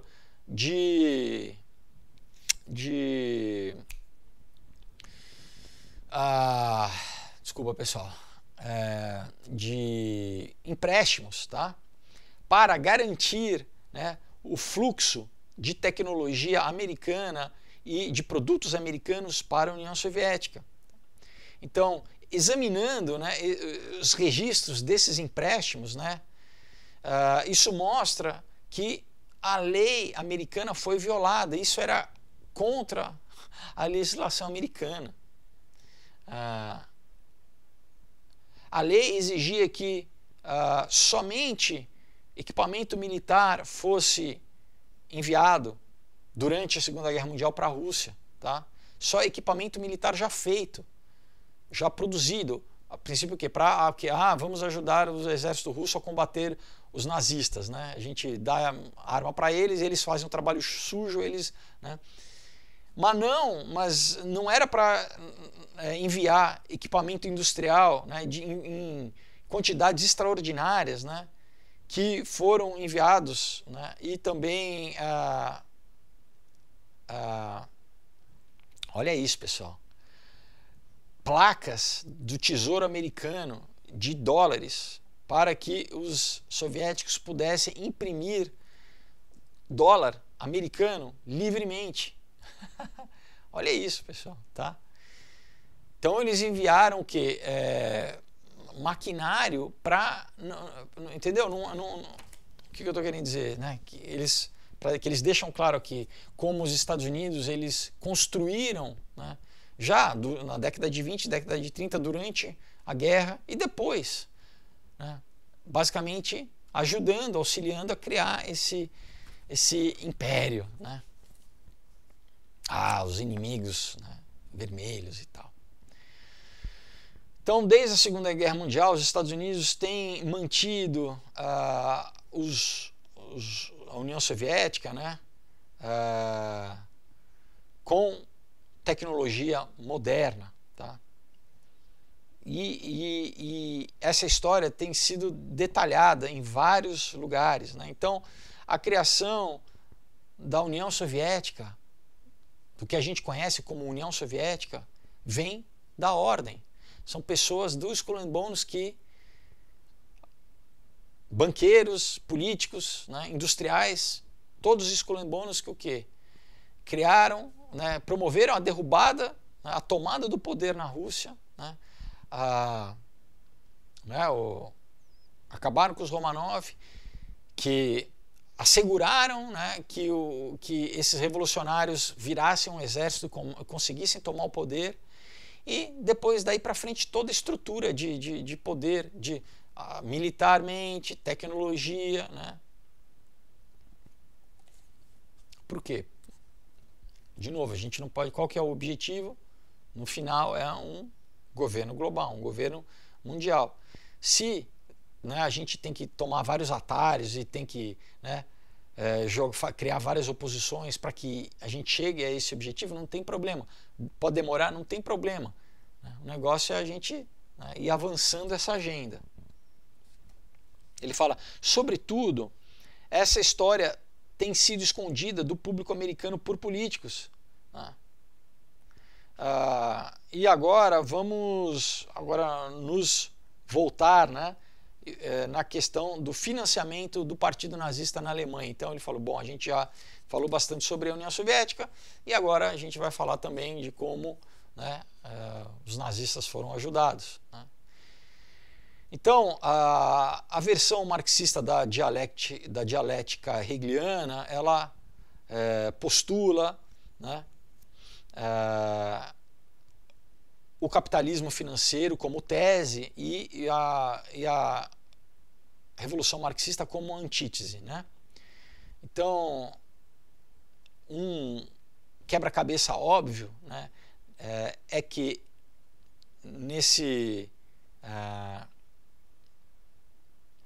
nessa declaração marxista, né, é a natureza da síntese presumidamente evoluir do combate, do enfrentamento desses dois opostos. Né? Então, o que? Do embate do capitalismo financeiro com o marxismo revolucionário. Então, uma declaração feita pelo Lenin de que o Estado seria, vamos dizer, iria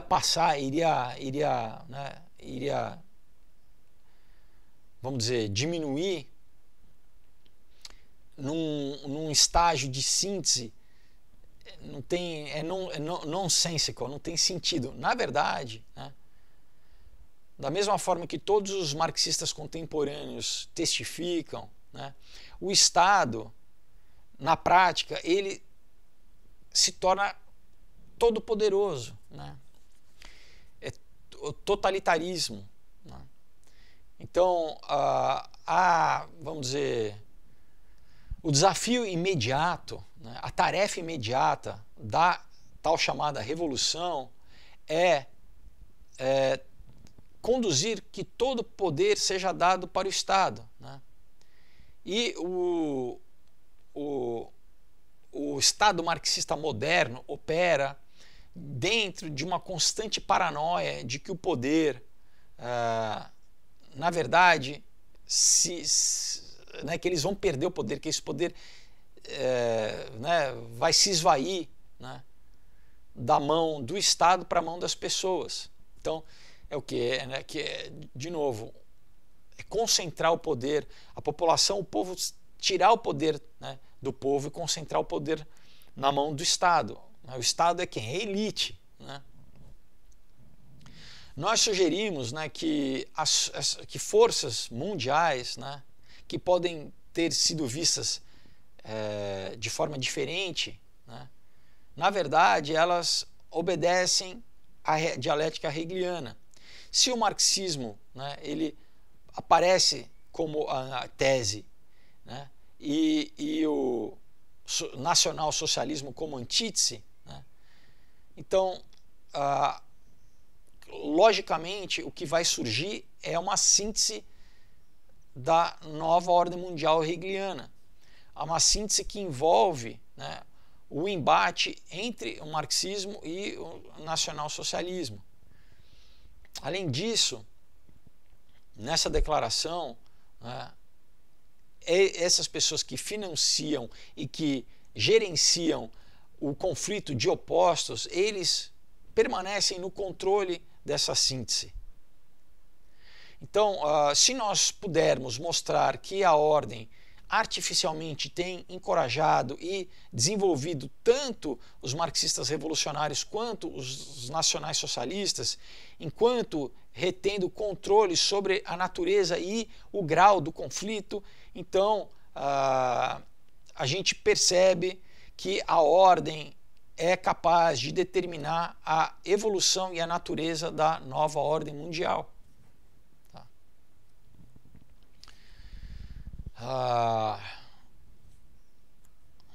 vamos... acho que eu não vou conseguir terminar hoje, pessoal. Vamos encerrar então por aqui, e a gente ainda tem mais um vídeo. E aqui, no próximo vídeo, ele vai falar sobre como, né, como ele falou aqui. E no livro é muito mais claro, muito mais detalhado, né? Porque ele cita datas, e cita documentos, e cita o nome de pessoas, né? De como a Revolução Russa, né, na verdade, eles levantaram um pilar, né? Foi levantado um pilar dessa dialética, né, através da União Soviética, construído pela ordem. E daí, agora no próximo vídeo, vai ser o outro pilar, que é o nacionalsocialismo, que também é promovido por eles para o quê? Então, criar esses dois grupos para ter conflito, ter guerra, né? Eles precisam da guerra. Senão, sem a guerra, você não tem a desculpa de uma Nações Unidas, né? Então as Nações Unidas é a resposta para a gente ter paz no planeta. Mentira, né? Depois das Nações Unidas, o que tem de conflito no mundo, né? Já teve muito mais conflito no mundo. Simultâneo, você não tem mais uma guerra mundial, mas você tem ininterruptamente você tem conflito no mundo, né? Mas enfim, qual que é o grande propósito? Então, né, a gente precisa criar artificialmente essa polaridade, para dessa polaridade a gente ter um confronto, para daí o que? A gente trazer a nossa solução, que é um governo global. E esse governo global agora tem sido cada vez mais promovido por o quê? Não, né, você vê Príncipe Charles falando, a gente precisa um governo global para a próxima pandemia, ou então para crescimento global. Então eles têm usado outros argumentos além de guerra para requentar. Não, se a gente não tiver um governo global, a gente não consegue conter o aquecimento global, a gente não consegue conter, né, as próximas pandemias, né? Enfim, pessoal, e ainda não chegamos na parte do ocultismo, tá? Que é o principal, né? Quer dizer, tudo isso é importante a gente entender, mas que o quê? Que no fundo todos acreditam em alguma coisa, eles têm uma agenda, tá? Que é espiritual, tá? Por que esses loucos, esses caras querem dominar o mundo? Tem um princípio espiritual, que, né, no próximo vídeo vai ficar claro. Então, assim, se você...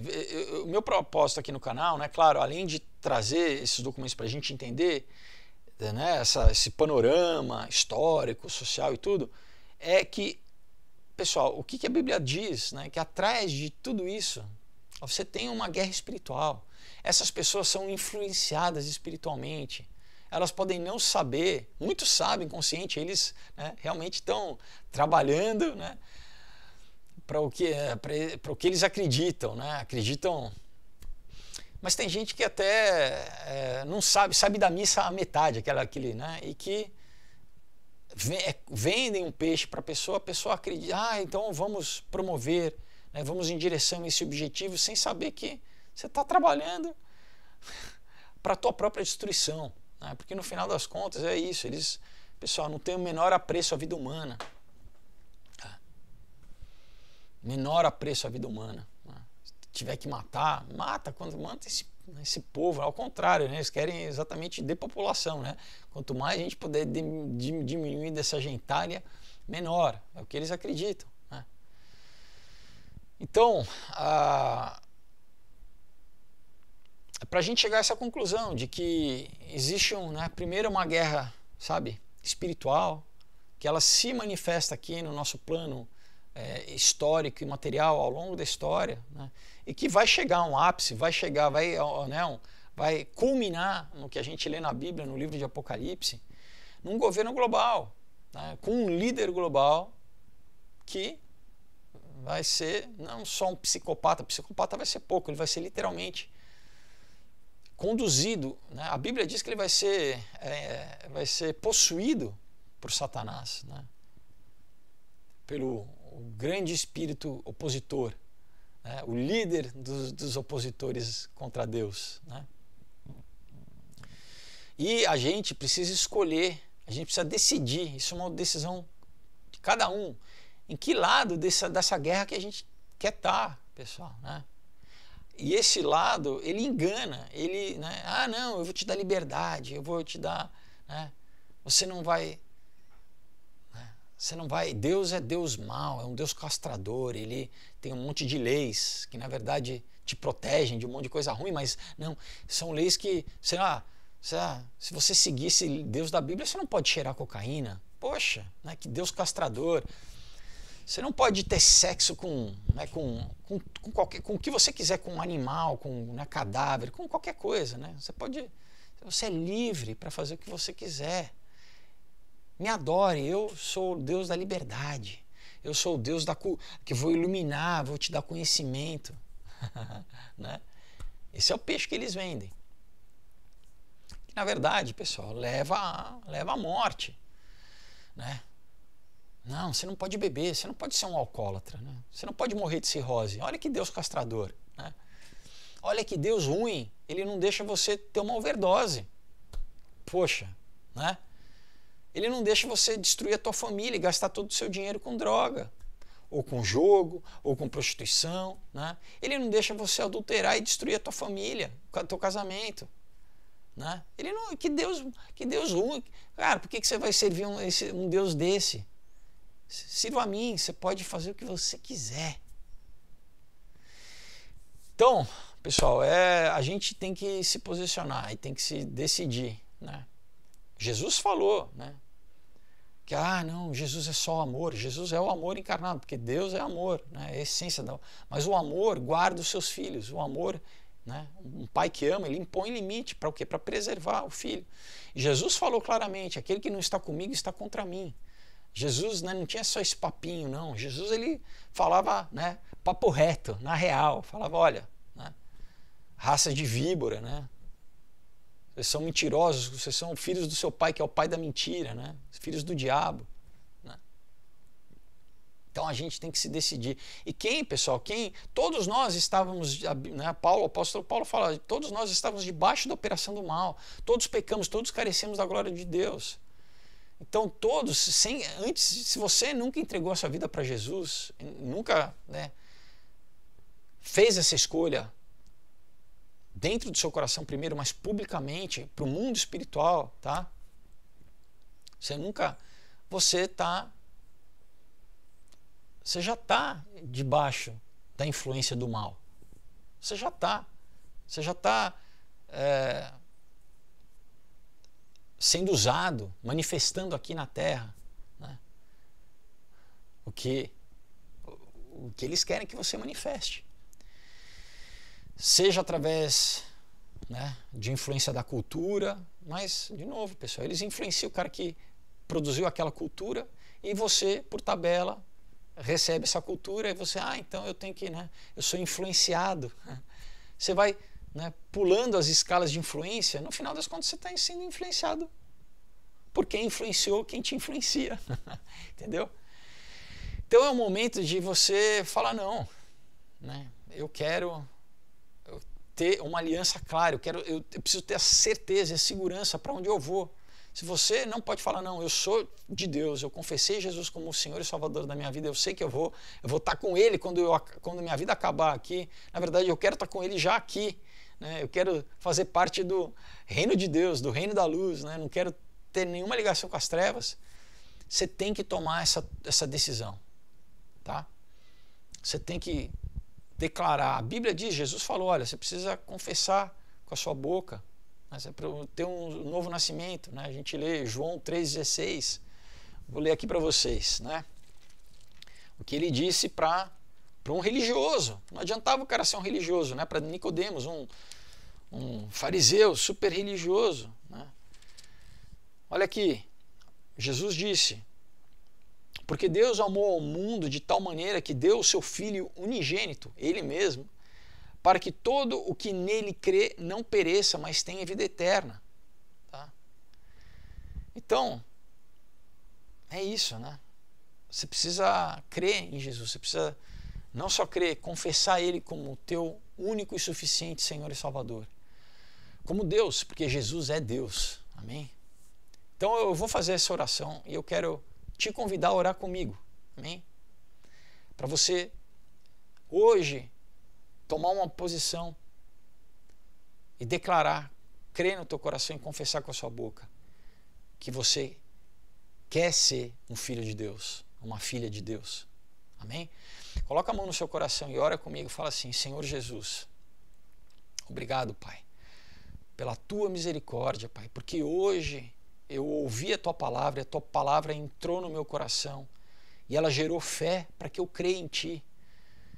Obrigado, Senhor, porque até a salvação é um dom dado por ti, Senhor. A fé para que eu te confesse é dada por ti. E eu te confesso hoje como o meu único e suficiente Senhor e Salvador. Eu não sou o meu Salvador, eu não consigo me salvar. Eu sou carente do teu sacrifício na cruz do Calvário, do teu sangue que me purifica de todo o pecado, Senhor.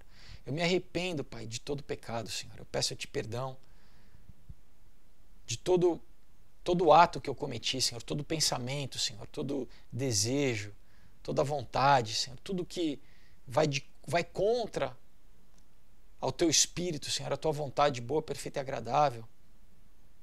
Eu peço a ti perdão por todas as vezes que eu me deixei ser usado, consciente ou inconscientemente, pelo mal, Pai. Eu peço a ti perdão, Senhor. Eu peço, me lava e me purifica de tudo isso, Senhor. Eu rejeito, Pai, eu cancelo, eu anulo, Pai.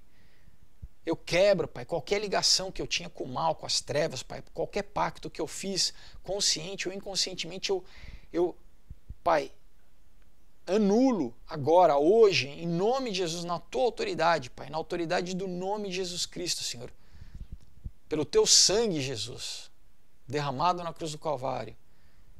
Eu anulo isso, Senhor. E eu, Pai, hoje declaro, eu faço uma nova aliança contigo, Pai, uma nova aliança.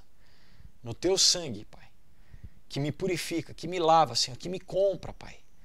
Eu passo a ser tua propriedade, propriedade exclusiva tua, Senhor. Eu abro meu coração, Espírito Santo, para que tu venha habitar em mim, que tu venha morar em mim.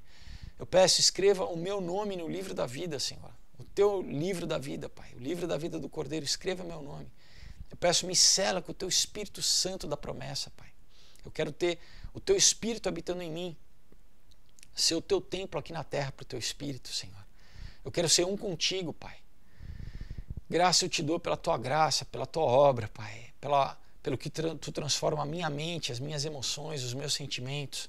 Eu peço, Senhor, que tu venha renovar a minha mente, Senhor, promover uma metanoia, Senhor, curar as minhas emoções, Pai, lançar, Pai, as memórias, Pai, que me acusam no mar do esquecimento, porque agora, Pai, tu já compraste, tu pagaste o meu preço, Senhor. O inimigo não tem mais nenhuma autoridade, nenhuma capacidade de me acusar, de me envergonhar, porque, Pai, o preço já foi pago na cruz, por teu amor, Pai. Pelo teu amor, tu morreste em meu lugar, Pai, para que hoje eu pudesse ter liberdade, eu pudesse chegar na presença de Deus, adentrar na presença de Deus e ser recebido com um amor, como um filho, Pai, através do teu sacrifício, Jesus. Eu te agradeço pela tua graça, pela tua obra, Pai.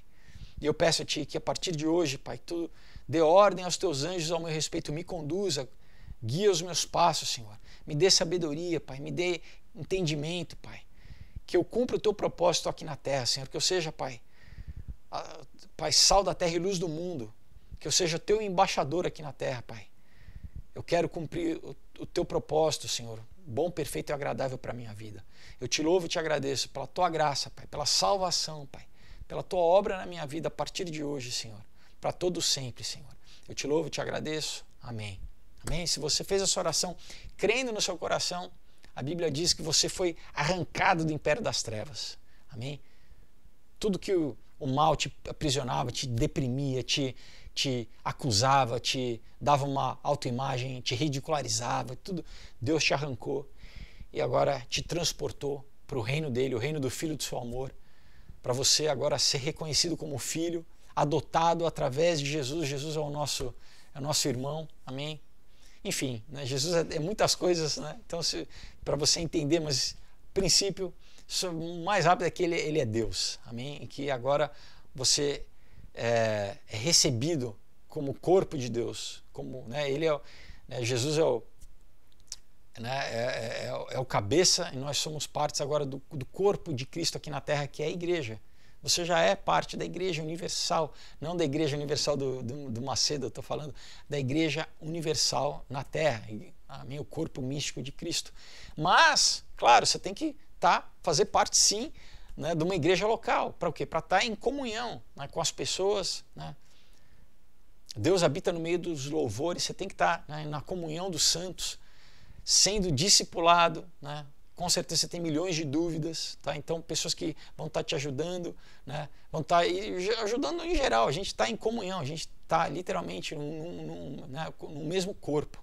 Mas tem que ser uma igreja, pessoal, que pregue a sã doutrina, que pregue a Bíblia mesmo, tá? Que não pregue outras doutrinas, que não pregue, né? Então, principalmente o quê? Qual que é uma prova fácil, né, de você ver se é uma igreja que prega a sã doutrina, a Bíblia ou não? É perguntar se eles acreditam se Jesus é Deus e homem ao mesmo tempo, que Jesus é 100% Deus e 100% homem. Se qualquer outra doutrina, não agradeça e vá procurar uma outra igreja, tá, pessoal? Então, e outra coisa também, que não tenha outros livros, né? O Evangelho segundo não sei quem lá, outros profetas modernos que contradizem a Bíblia, não. A Bíblia é a Bíblia, tá, pessoal? Deus preservou a sua palavra, o Espírito de Deus preservou a sua palavra. Amém? Então, e outra, claro, né, você tem que comprar uma, né? Compre uma Bíblia para você estar se alimentando diariamente, lendo, né? Você tem que ter uma disciplina diária de comunhão com Deus, de oração, de leitura bíblica. Amém? Por isso, então, você tem que estar numa igreja que geralmente, né, a minha igreja vai te ajudar nisso, em desenvolver essa, né, essa leitura bíblica, essa disciplina diária bíblica. Amém? De comunhão com Deus, na verdade, é estar em comunhão com Deus diariamente. Então, pessoal, é isso o nosso vídeo de hoje. Né? Lembrando que essa semana a gente ainda vai postar um vídeo sobre tudo isso que está acontecendo, né? Guerras e rumores de guerras, tá? Então vai ser um vídeo que vai estar disponível no Rumble, no Odyssey e pelo Subscribestar. Deixo aqui novamente para vocês os livros, tá? Os meus quadrinhos para vocês adquirirem. Um material, pessoal, na boa, né? Riquíssimo, tá? Com muita pesquisa, né? Resumos de anos de leitura em forma de história para ser facilmente absorvido. Então, adquiram, os links estão aqui embaixo, tá? Lá do Instagram, do Facebook e e-mail também. Não tem desculpa, é facinho, só entrar em contato e eu explico direitinho, tá bom? Então, pessoal, olha, desejo uma excelente semana para vocês. Deus abençoe. Tá? Então a gente tem mais 2 vídeos essa semana, fique ligado e é isso, tá, pessoal? Deus abençoe e até a próxima. Tchau.